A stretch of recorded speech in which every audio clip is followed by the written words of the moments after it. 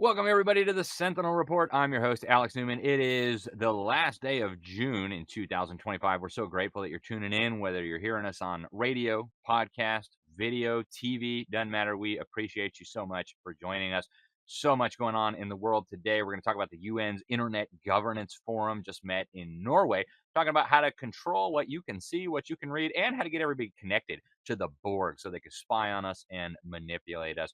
We also have big updates on government funding for home education and private schools. So stay tuned for that. We've got our friend Robert Bortons joining us on that front.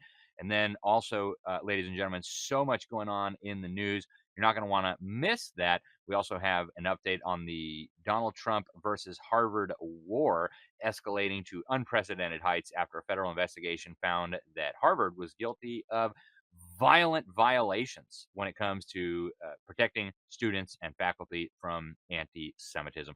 All that and much more. But first, a word from the Word. This comes out of John chapter 3, verses 16 through 18. The Bible reads, "For God so loved the world that he gave his only Son, that whoever believes in him should not perish, but have eternal life. For God did not send his Son into the world to condemn the world, but in order that the world might be saved through him. Whoever believes in him is not condemned, but whoever does not believe is condemned already, because he has not believed in the name of the only Son of God." Folks, it's worth reminding everybody there about verse 18, because everybody knows John 3:16, right? God loved the world so much, he sent his only Son. And a lot of churches, you'll hear, 52 sermons each year giving some variation on John 3:16, but we forget verse 18, right? We have to let people know that there's a cost, there's a consequence here. There's a narrow way and there's a broad way, right? It's not just, well, Jesus loves you and therefore everything's fine. No, no, no. If you're on the broad way, you're in big trouble, right? Whoever does not believe is condemned already. So we should have urgency, folks, as Christians. We don't want people to perish. And so we need to have some urgency and some zeal when it comes to sharing the good news.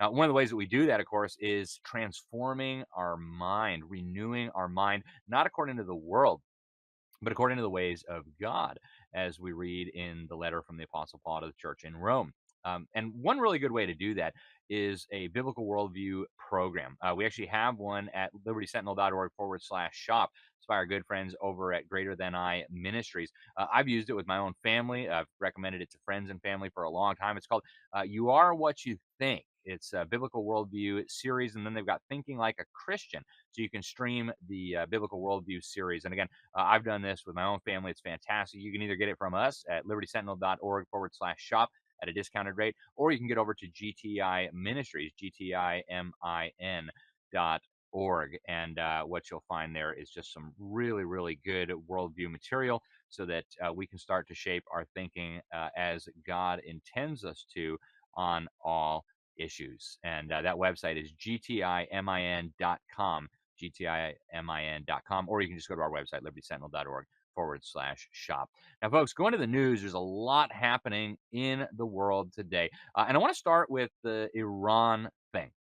Now, I obviously am no fan of the regime in Iran. If you followed my work, you know that. But I'm also very concerned that some very powerful forces want war, huge war, want regime change. And not just the obvious ones like Lindsey Graham, who's running around, calling for regime change and sending our sons and our daughters to go fight and die in another Iraq, another Afghanistan, another disaster.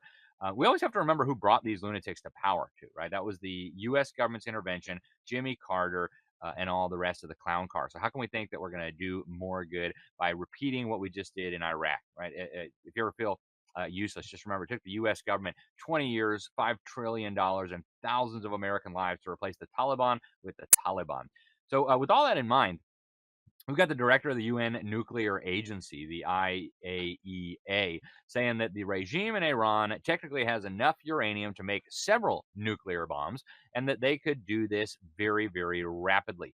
The director general there, Rafael Grossi, said that the agency has confirmed that Iran does have, even now, enough material for several warheads. Didn't say that they would necessarily use it to build a nuke, and obviously that's very concerning.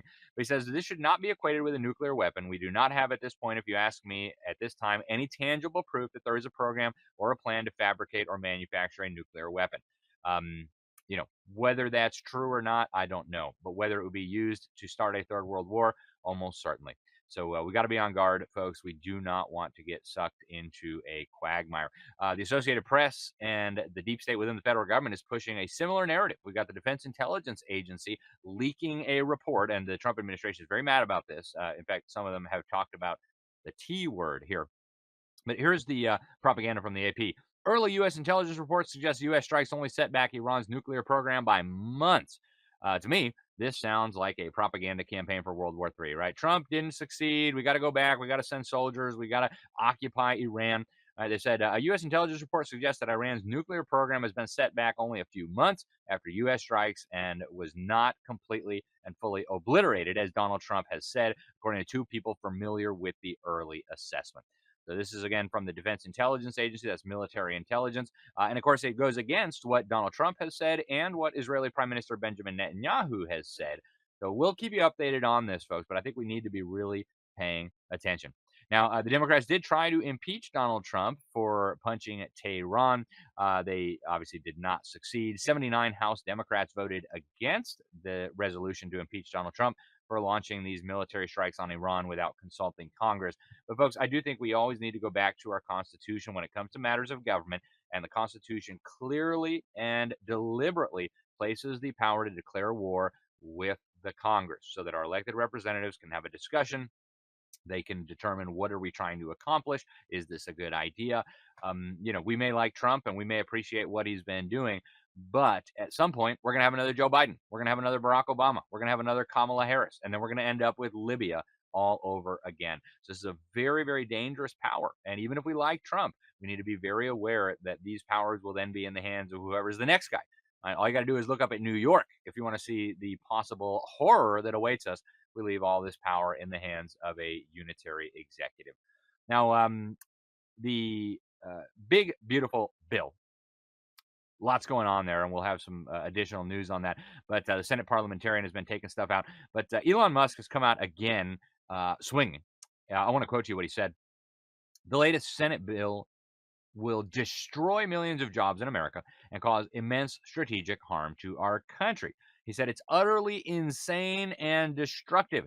It gives handouts to industries of the past while severely damaging industries of the future. And he also pointed out that the bill raises the debt ceiling by $5 trillion, the biggest increase in history. And Elon Musk says that puts America in the fast lane to debt slavery. Pretty strong words there from a man who, until recently, was a very, very close ally of the president. And, folks, I think these concerns need to be heard. Right? We cannot just be like the Democrats. Oh, well, Joe Biden said it, therefore we must go for it. No, we need to have critical thinking, and we need to recognize here that we don't have more trillions. We cannot keep borrowing from our enemies to spend money on crazy programs that are not even authorized by the Constitution. And so I think Congress really needs to do some serious soul searching on this and stop just taking their instructions from lobbyists. Now, I mentioned New York City and what's going on there. Literally, an Islamo-Marxist has just won the primary for the Democrats, who presumably will win. Now, it's not over until it's over. It's not over until the fat lady sings. But this guy, folks, is the epitome of everything we have been warning about. The red-green axis, the commies working with the jihadists, the problems with mass migration. And, I mean, the level of crazy with this guy is truly hard to fathom. One of the things he's talking about is we need more taxes on white people, more taxes on whiter neighborhoods. I wish I was kidding. I'm not. He thinks we're going to charge white people more taxes and non-white people less taxes. Pretty crazy. So he calls himself a democratic socialist, which is like calling saying like a brown dog is not a dog. No, a brown dog is still a dog, right? But this guy is out of control, folks. He wants government-run grocery stores. Okay. He wants the level of craziness is just unbelievable. And, folks, this is exactly what they're already starting to see in Europe, right? You look at so many of these big European cities where the Muslims now have a majority, where they now control the government. London being Exhibit A, right?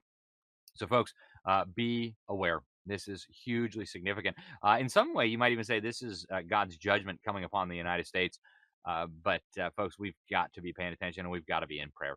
Turning back to the big, beautiful bill, the Senate parliamentarian has ruled against Republican efforts to strip the tax funding for the murder of unborn babies in Obamacare.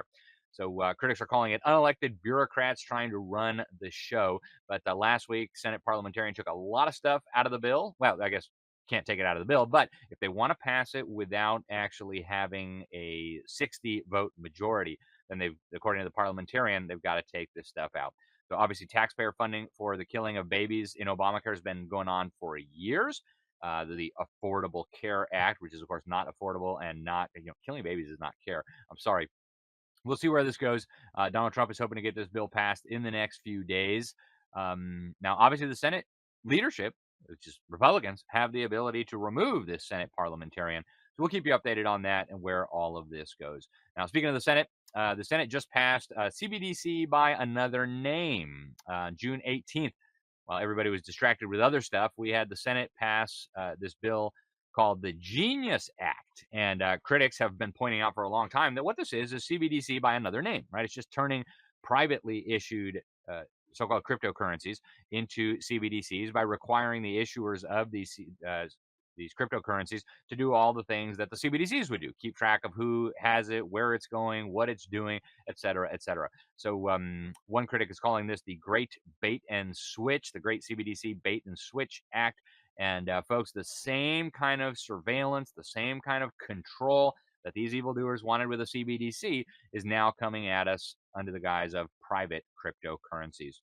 Some good news: 60 missing trafficked children just recovered in the state of Florida. They're calling it the largest child rescue operation in history. This is a collaboration between our great law enforcement officials here in Florida and the U.S. Marshals. It's called Operation Dragonfly. And the Florida Attorney General James Utmeyer says, "We are here to announce the most successful completion of the largest child rescue operation, not just in Florida history, but in U.S. history." He says, "Protecting our kids and keeping Florida the safest state to raise a family is our number one priority." And we, of course, are grateful for all of those efforts.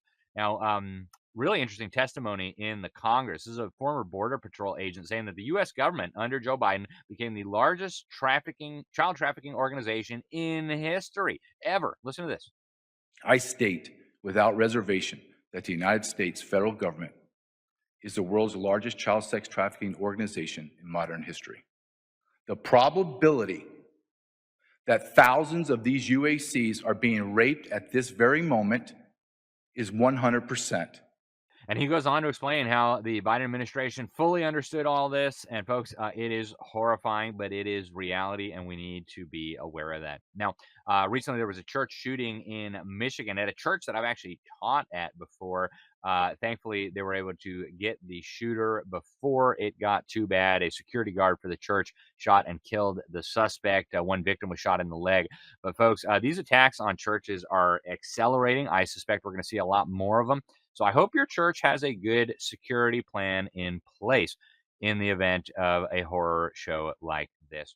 Now, the Federal Reserve says that interest rates could be cut sooner than you think. Wow.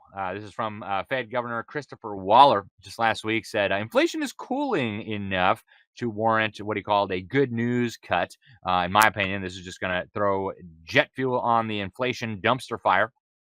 And of course, it'll be good for gold and silver prices, but really dangerous. Now, we also still have the Bondi Department of Justice hiding the Biden White House Twitter files. Judicial Watch has sued. Here's the leader talking about this. They've been withholding two documents about meetings the Biden FBI had with Twitter, I think in 2021 and 2022. And you'll see down below, "Dear Twitter folks." So this is an email that they could send to Twitter, but they can't publicize. Why is the DOJ doing this, folks? I would like to know. Now, also, other related news, FBI ordered the destruction of a memo on attempted pro-Biden CCP interference in the 2020 election. Folks, this is crazy. What is going on at the FBI and at the DOJ where they're still hiding this information from us? Now, big news. I just last week had the opportunity to interview the former and actually the first elected president of Albania in the post-communist period. And he warned that thanks to George Soros and the Biden regime and U.S. aid, that country was being dragged, kicking and screaming, back into communist control. I want to show you a quick little excerpt from that interview. And apparently George Soros has been very active in your country. Talk to us about what's going on in Albania and how it concerns the United States. If you look at Albania after Edi Rama came in power, easy to find that Albania became the first and only narco state in Europe, whereas, in the other hand, it's a republic of George Soros. Republic of George Soros. You brought that up several times, folks. Soros and the Biden regime were collaborating to bring all of these countries under totalitarian control, and they need to be exposed. Go check out that interview, folks. It's over at thenewamerican.com, where I serve as senior editor. Now, turning to Egypt, looks like the Egyptian government is going to try to seize the historic Greek Orthodox monastery of St. Catherine. They're trying to evict the monks who've been there for about 1,600 years. This is one of the oldest monasteries in the world that has been continuously active. Even Muhammad, the Islamic prophet, said to leave it alone. And now the Egyptian government is coming for it. I'm very blessed that I was able to go visit it just a few years ago when I was in Egypt for the UN Climate Summit. But folks, this is a travesty, and we'll keep you updated on this. It's absolutely horrendous. We've also got the lawyer who's been suing Bill Gates and Mark Rutte, now the Secretary General of NATO, and other bigwigs. He has just been arrested. He's being detained for being an alleged quote unquote sovereign. And this is just days before the historic trial of Bill Gates and others for peddling dangerous vaccines was scheduled to start. Folks, this is really, really dangerous. Now, Robert F. Kennedy has attacked the World Health Organization and Gavi for their censorship, and he's calling for vaccine safety. We're not going to show you that clip just in the interest of time, but the U.S. government has announced that it's going to be stopping contributions to Gavi. That's the Global Alliance for Vaccines that Bill Gates has been using to push this stuff. Really, really troubling. So we're grateful that U.S. taxpayers will not be funding this anymore for the time being. Folks, we're just about to go to break, but I want to encourage you to get over to goldwithalexnewman.com, goldwithalexnewman.com. Our friends over at Genesis Gold Group are trying to put out good information that can help you preserve and protect your savings and your wealth in these very, very bizarre economic times. So get over to goldwithalexnewman.com. It's a company that I myself use and have for years.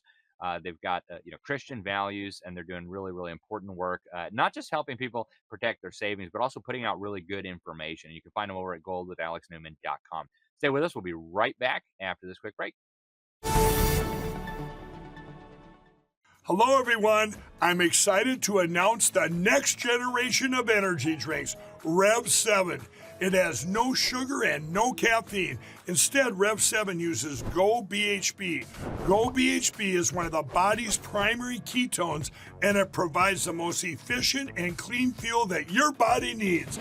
It also helps you stay energized all day with no crashes. Not only that, it produces 3 times more brain energy than sugar, which helps boost your memory, focus, and mental sharpness. It also helps reduce stress and helps balance your mood. Rev 7 does all that while being the best tasting energy drink ever. So go to mypillow.com or call the number on your screen. Use your promo code to save 20% today. I'm so sure you're going to love Rev 7. For a limited time, you get our introductory 3-pack absolutely free. I drink Rev 7 every day, and I absolutely love it, and so will you. Welcome back to the Sentinel Report. Alex Newman, your host here. Folks, Harvard is in some pretty big trouble. Another shoe just dropped today, actually, if you're watching us on Monday, June 30th. The Trump administration just finished its investigation and found that Harvard did not protect Jewish students on campus from a rising tide of anti-Semitism. And it looks like the administration is going to continue seeking to take as much funding as possible from the university, from U.S. taxpayers. So this federal task force, I'm going to quote here from what they said. Harvard has been in some cases deliberately indifferent, and in others has been a willful participant in anti-Semitic harassment of Jewish students, faculty, and staff. Wow. Obviously, Harvard disagrees, but joining us now to discuss is Martin Gottsfeld. He actually took on Harvard years ago and had the federal government come after him with a vengeance. lock him up. And we'll get into that story in a moment. But now he is doing really, really great work as a journalist, exposing some of what's going on at Harvard and in other places. A really, really bright individual, computer programmer. Marty, welcome to the program. It's great to have you with us. Thank you. What do you make of all this stuff going on at Harvard, and where does it go from here? It's a great question. I think that the battle between Harvard and Trump is a result of relatively organized resistance from the Harvard community. Harvard was kind of the epicenter of the resistance to Trump administration #1, right? And there were news articles back then in the Boston Globe and elsewhere that Trump was largely shunning Harvard alumni and former staffers for top positions in the administration. And so the first Trump administration probably had the fewest Harvard alum and staffers of any presidential administration going back quite a ways. And so now in Trump 2, I don't think there's any love lost between these guys. And the anti-Semitism issue, obviously, it is important, but there was already kind of a lot of bad blood between Trump and Harvard from the previous administration. And so now it's just kind of playing out along these lines, but there's always more to the story. And I think that what you're seeing is this kind of lawfare from Harvard, right, continuing, right? Every time Trump tries to do something, they go to a friendly federal judge in Boston, Harvard does, right, and gets an injunction, right? He tried to ban their international students, stop the administration from issuing visas for international Harvard students, and a Boston federal judge, issued a restraining order preventing that from taking effect. And so it's just become this really interesting lawfare issue, and there is no more powerful lawfare opponent or entity in terms of waging lawfare than Harvard University. 4 of the 9 Supreme Court justices were alum there. Kagan was the dean of Harvard Law School before she was appointed to the Supreme Court. They used to have 5 of the 9 justices. I think when Ruth Bader Ginsburg passed away, it went to 4. Yeah. And you have run up against this incredible power that Harvard has yourself. And I want to talk a little bit about your story. You've been out now for a while, and that's great. But continue with these findings from the Trump administration. Some of this stuff is really intense. So Harvard was found apparently in violent violation of the Civil Rights Act over this anti-Semitism. Now, a lot of the left is going to say, well, just like you said, Marty, there's bad blood from the first administration. This is just sour grapes. This is just Trump, pouting and being mad that Harvard is so great at resisting him. What do you make of those accusations? Is this just Trump trying to get his vengeance on an institution that has been so, I guess, vital in the resistance against his policy agenda? Or I don't think so. I think the anti-Semitism issue is a real issue. And the HHS, they cite the majority of Jewish students reported experiencing negative bias or discrimination on campus, while a quarter felt physically unsafe. They hid their religious headwear. I'm Jewish, married to a Jewish wife, so I take the anti-Semitism issue very, very seriously. I just think it happens to be the main front in this battle, in this war that's long waged between Trump and Harvard. And it's probably where Trump prefers to fight because it's really bad optics, for Harvard. Yeah.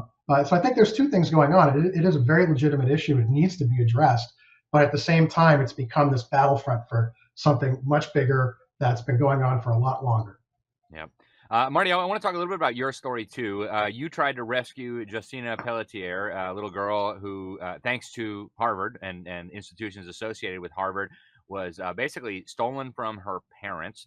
And I guess the Harvard and the feds worked together to really come after you. You spent years in maximum security federal prison.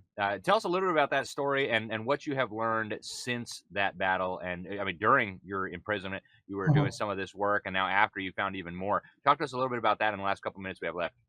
Sure. So Justina Pelletier has a rare disease called mitochondrial disease, or mitochondrial disorder. She had been being treated at Tufts, which is a very good medical center here in Boston. Harvard's not the only game in town here. One of her doctors moved to Harvard. She moved to Boston Children's Hospital, which is Harvard's primary pediatric teaching and research hospital. One of her doctors had moved. She got a referral to go see that doctor again for a specific issue. They intercepted her at the door. She never got to see her specialist. The hospital accused her parents of medical child abuse. Basically said the mitochondrial disease diagnosis was all in their heads. Accused them effectively of Munchausen by proxy. Over a great deal of time, the hospital's accusation was, in my opinion, not borne out. The girl was eventually returned to her family, and she's been back with them ever since, and she's doing a little bit better now. But as a result of being taken off of her mitochondrial disease medications, at least that's the way it looks to me and to others, unfortunately, she's crippled now. Like, she was ice skating 6 weeks before she went into Boston Children's Hospital with the flu, for treatment for the flu, and then she leaves Boston Children's Hospital care a year something later, and she's never been able to walk since. Wow. Yeah. And Marty, they came after you. You, I guess, did something with their hospital website, and then Harvard lawyers, Harvard judges, Harvard prosecutors all came after you. Like, yeah, all Harvard. So, the first prosecutor on my case lectured or spoke at events at Harvard Law School. They replaced him with another federal prosecutor whose wife runs the residency program at 2 of the Harvard hospitals. My judges, one of the magistrate judge who issued the search warrant, she was a Harvard research fellow before she put on the robe. Her husband worked at one of the affected Harvard hospitals, was a cardiologist there, and was also a professor at Harvard Medical School. So she arguably should have recused. Her husband was, according to the feds, if the feds are to be believed, her husband was directly, materially impacted by my conduct and would have been a potential relevant witness in my case. And yet, this judge didn't recuse. And then the trial judge in my case, who sentenced me, he and his brother were on the board of a Boston Children's Hospital partner organization that specializes in cases just like Justina's. And then one of that organization's accountants was actually on my jury and came forward and said, hey, I don't want there to be a mistrial. And he would not remove the juror from the case, would not recuse himself, never disclosed anything. This is before the big Wall Street Journal expose a few years back on federal judges not recusing when they're supposed to, and the legislation that came after that. And then I found out afterwards that the odds of my case going before one of the particular appellate judges that it went before are about 4 times smaller than the odds of a single ticket winning the Powerball. So, yeah, it's about 1 in 1.1 billion. Yeah, and that's never been challenged. It's presented in court. The feds had an opportunity to say, no, you're wrong. They didn't. The court has had over a year to say, no, you're wrong. It hasn't. And these judicial assignments are supposed to be random. But, my experience shows, and my numbers and my data, which is all public, show that these cases are not assigned randomly inside the Boston Federal Courthouse.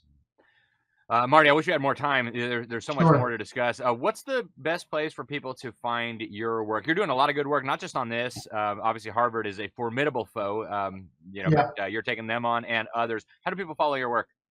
So Marty G, MartyG, .substack.com. I've got an article up there right now, Why Harvard v. Trump is a Losing Fight for Harvard. And it goes into kind of what's going on now, the Supreme Court stacking, in favor of Harvard and all that.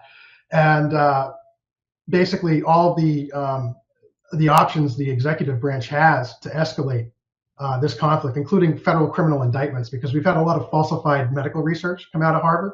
The top people at its Cancer Research Institution all got in trouble a little while back for fabricated research, and there's never been an indictment.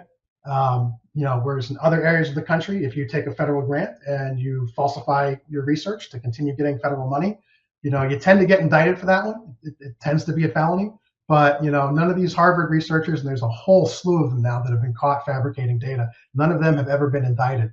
And I'm just curious whether we're going to see that change in the coming weeks and months. Yeah, well, it'll be very interesting to watch. Harvard is certainly a formidable foe, but so is Donald Trump. Marty G, thank you very much for joining us today. I I hope we think can get you Trump is back more very soon. powerful than Harvard in I this think so, too. particular instance. I think Harvard's finally met its match, but we'll keep watching. I appreciate it, Marty. Thank you very much for joining us. Yeah, bye. All right, folks, go check it out, martyg.substack.com. He's got a lot of good research, very, very smart individual. You want to follow his work. Stay with us. We're going to be right back here on the Sentinel Report with more.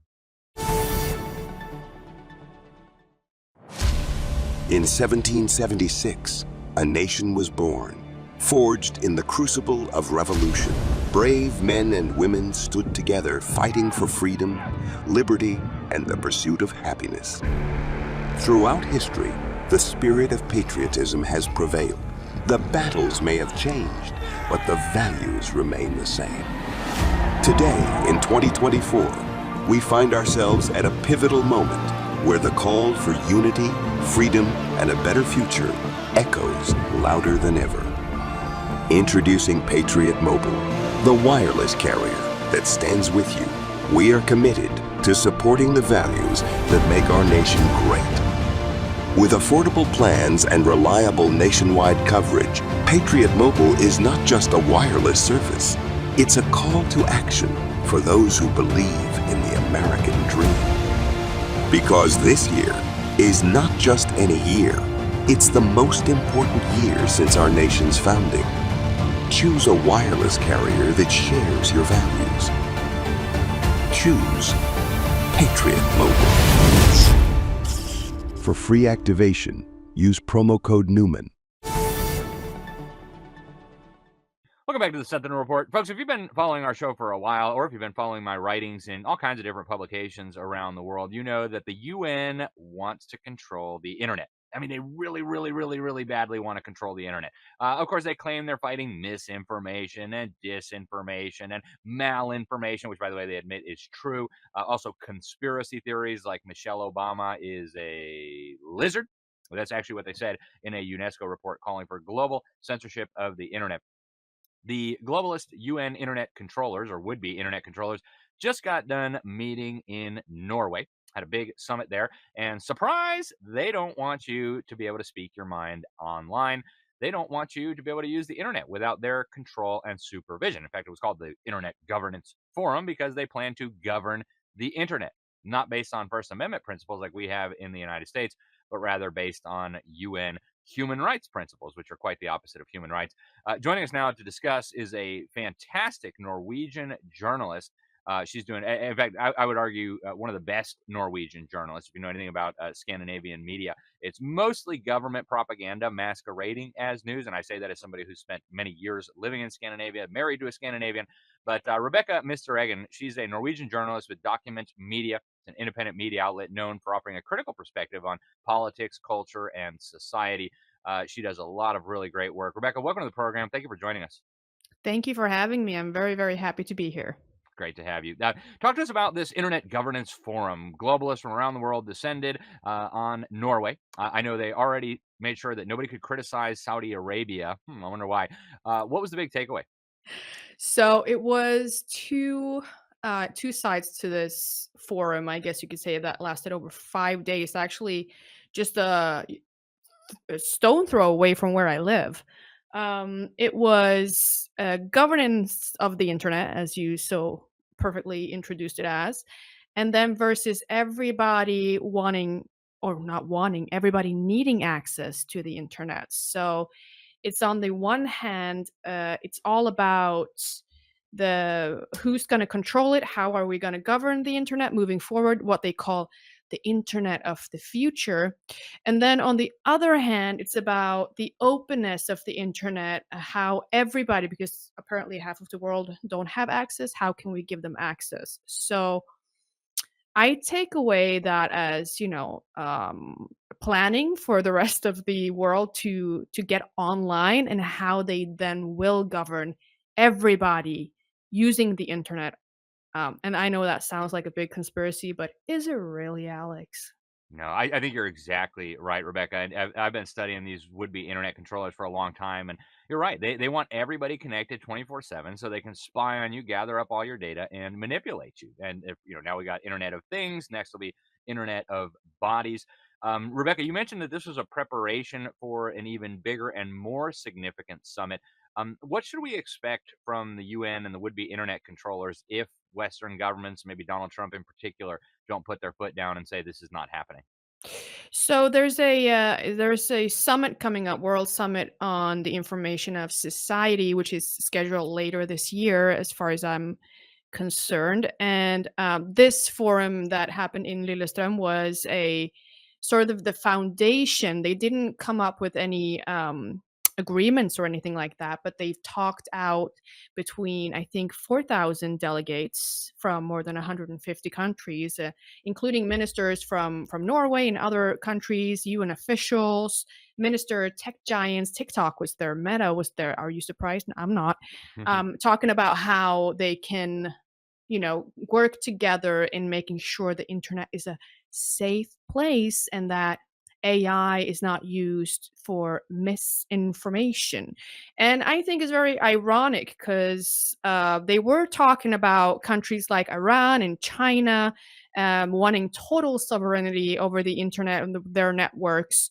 And they have closed down the internet. I think Iran was the last one out during this war with Israel, closing out their citizens' access to the internet, right? So they were talking about that part and on how to control the internet and how that's a bad thing because, it's Iran controlling their people, not the global governance controlling the Iranian people. But then you have Western democracies like Norway saying, if we don't protect digital freedom now, we will lose it for good. Yet here we are waiting with enthusiasm, Alex, to implement the Digital Service Act from the European Union, which is all about controlling information, deciding what is misinformation, what is disinformation, what you're allowed to say, think, and feel. So, excuse me if I don't think that this foundation for a later UN meeting is such a great idea. Yeah, no kidding. They're always up to no good, these people. You cannot let your eye off of them for a second.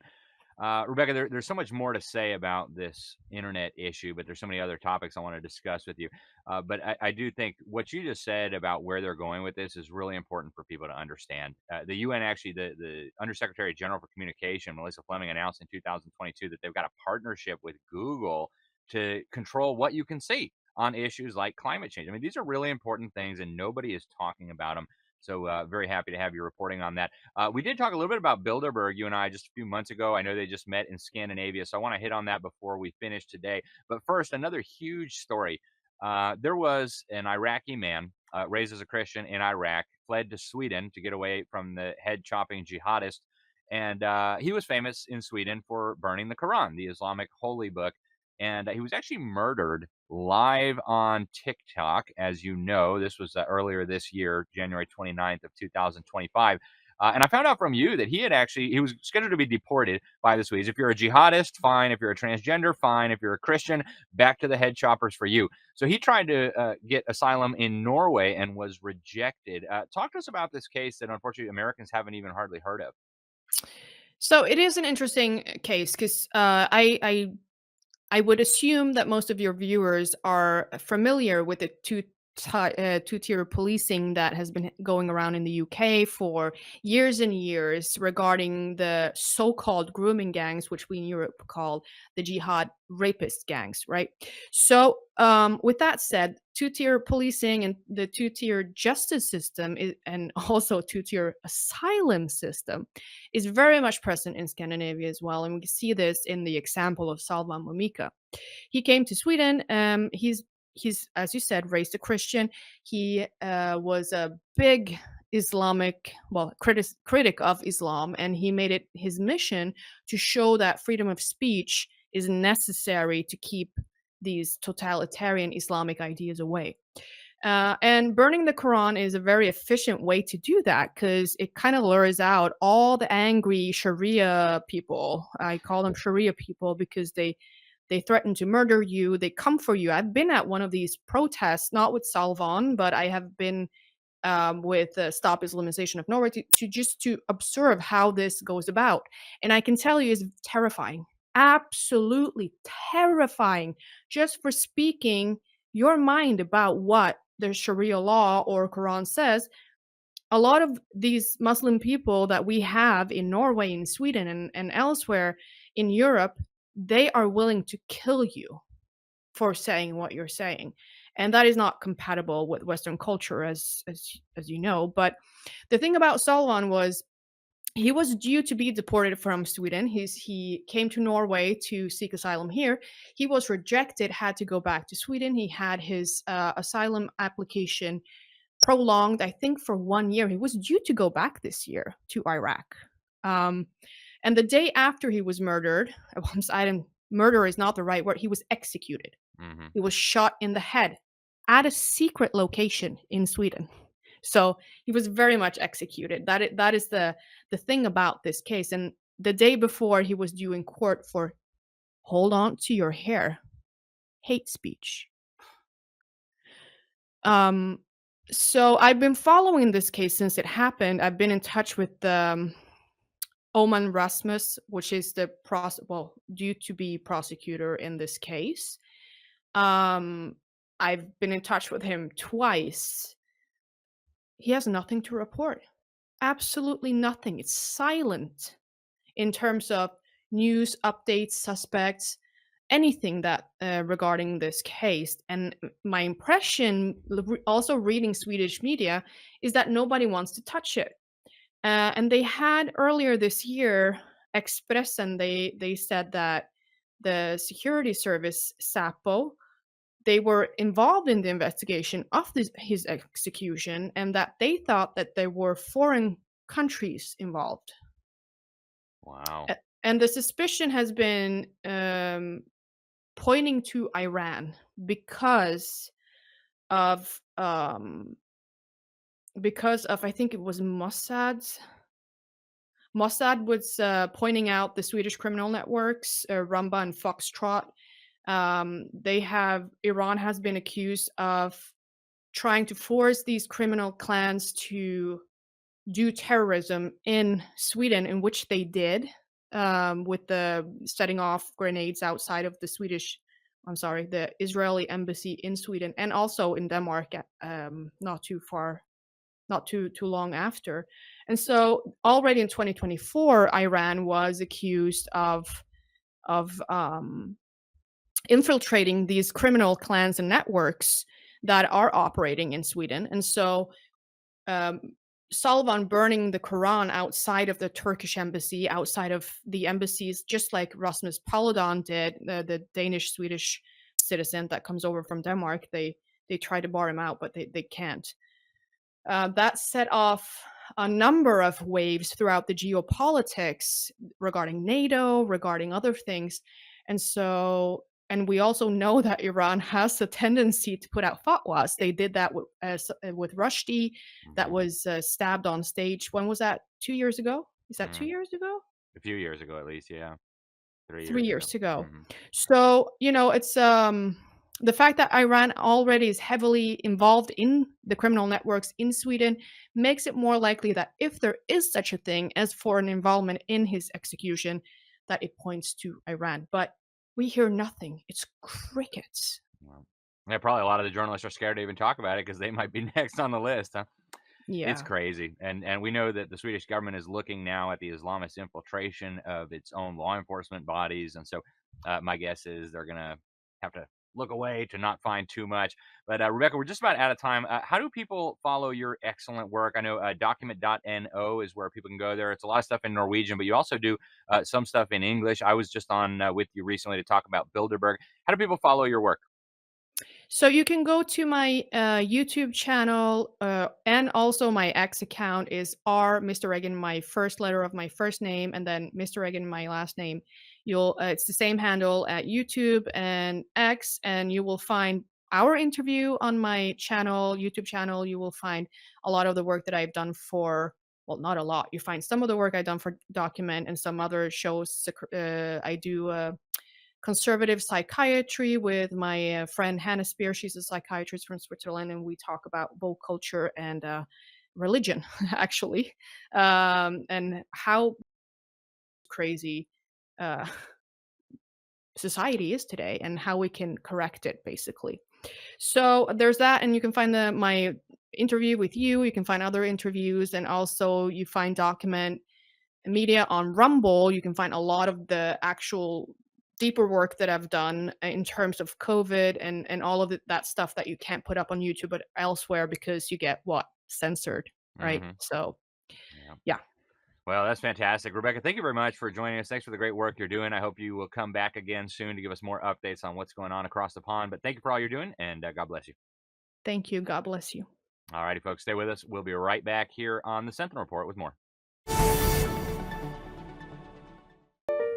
Are you concerned about your child's education? Have you considered looking into alternatives to public school but don't know where to start?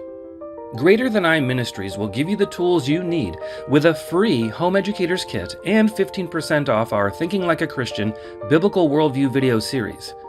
Available on DVD or streamed to your home or device, this series will thoroughly equip you and your family with the truth you need about the battle of ideas being waged against our families and our nation.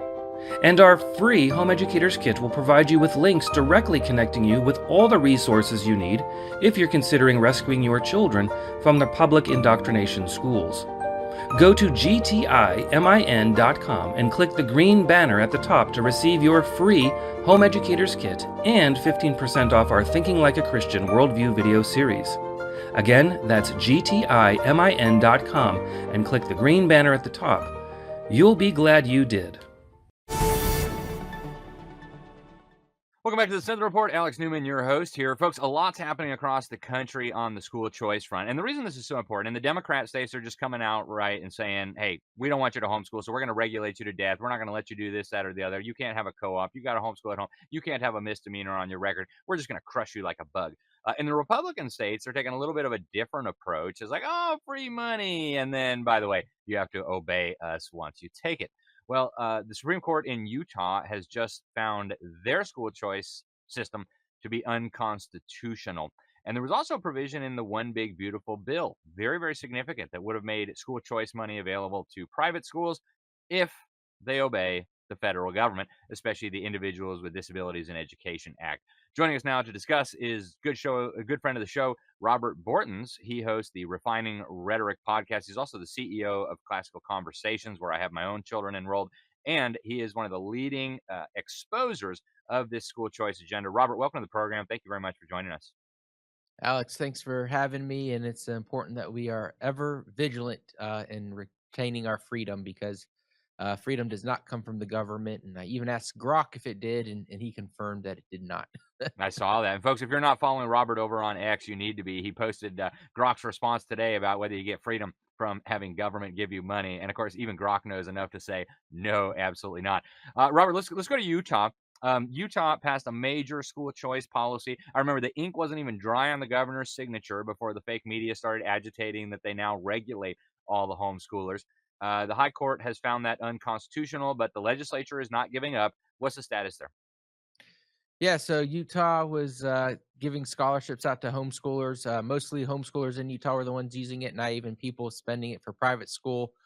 People could use it for things like trips to Disney World, and the Utah government and the Utah taxpayer was subsidizing those trips. And so they've ruled that it's unconstitutional, that it violates the state of Utah's constitution. And so those funds are on hold now, and people are having to pay for their own child's education if they want to do these extravagant trips that the taxpayer was previously on the hook for.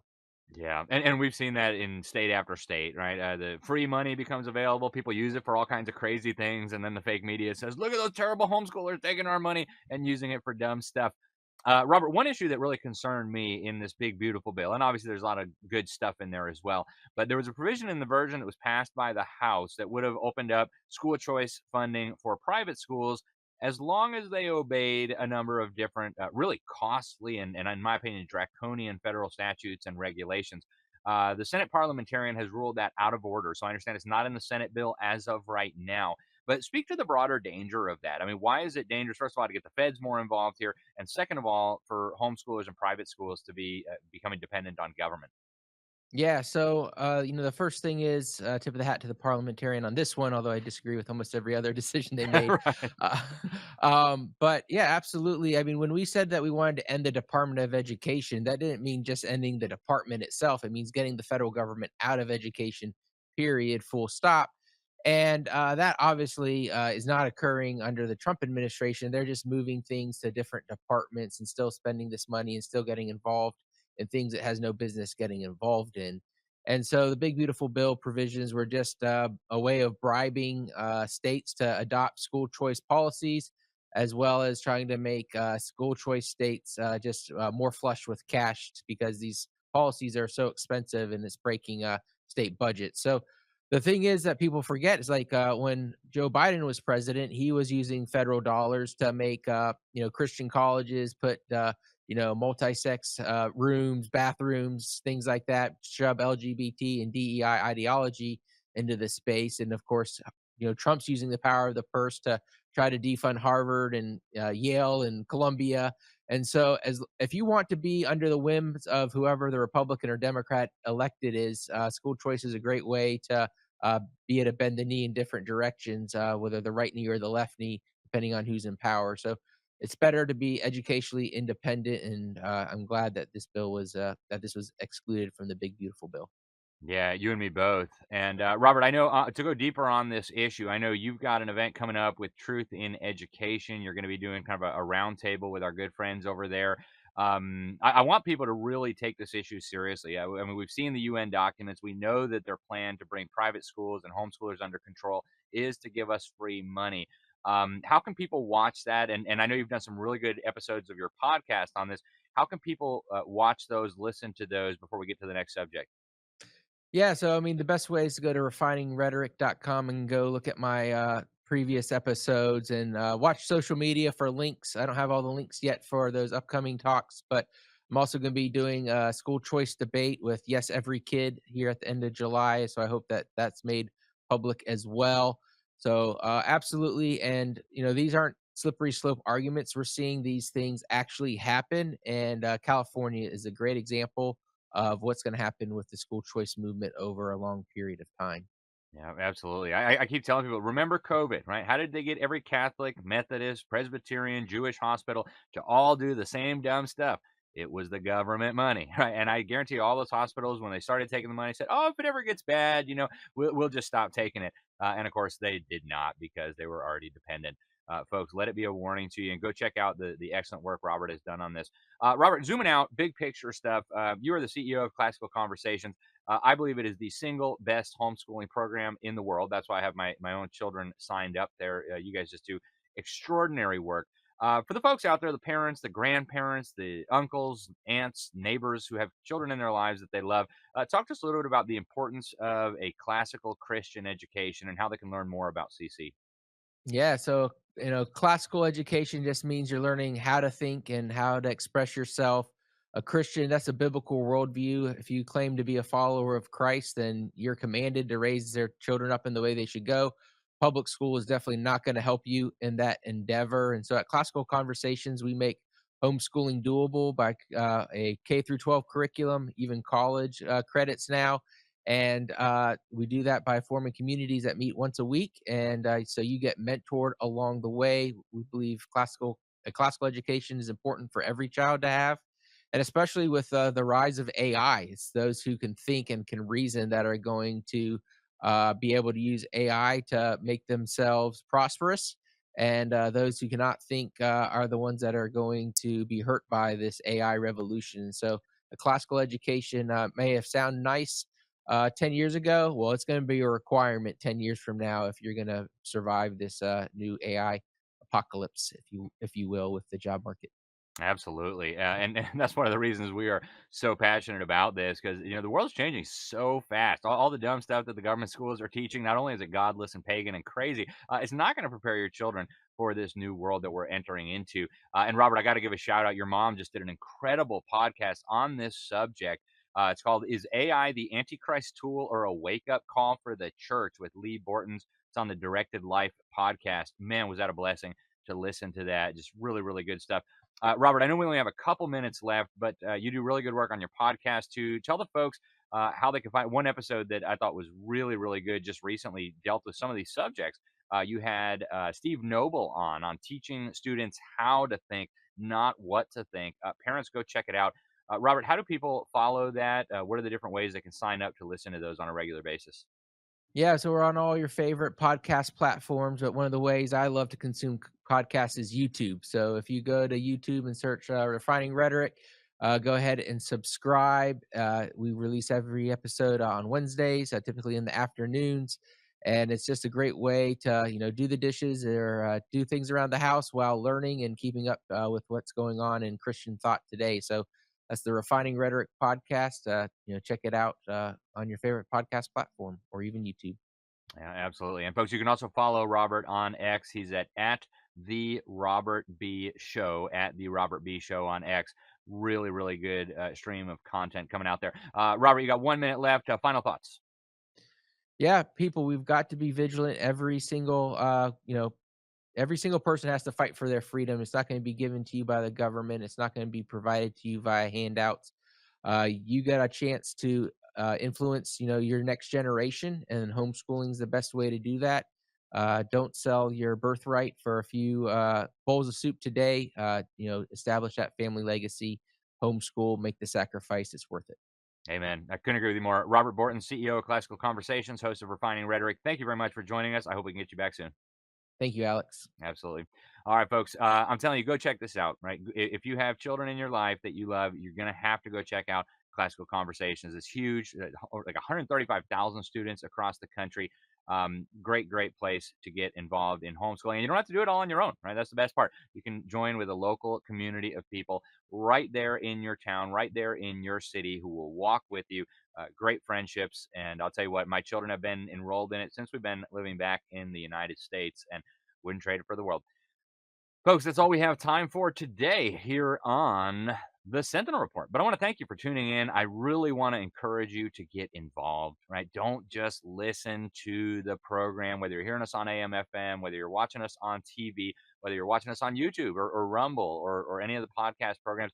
Don't just consume the information. I can't emphasize that strongly enough. A lot of the podcasts and the shows is just, well, listen to me and get really mad and then come back and listen again and buy my stuff.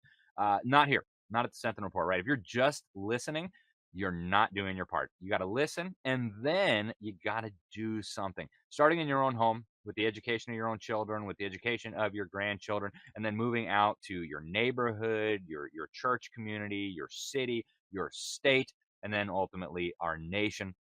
And of course, that transforms the world. We've got a lot to do. God has given us clear instructions about what we are to be doing with our families, with education, with business, with politics, with everything you could think of. God's got it all laid out for us. And so let's do our best to be faithful. Thanks for watching. Thanks for listening. I'm Alex Newman. This is the Sentinel Report. Check us over at libertysentinel.org. You're going to find all the archives for this show and so much more. You can also sign up for our free newsletter. Until next time, God bless you all.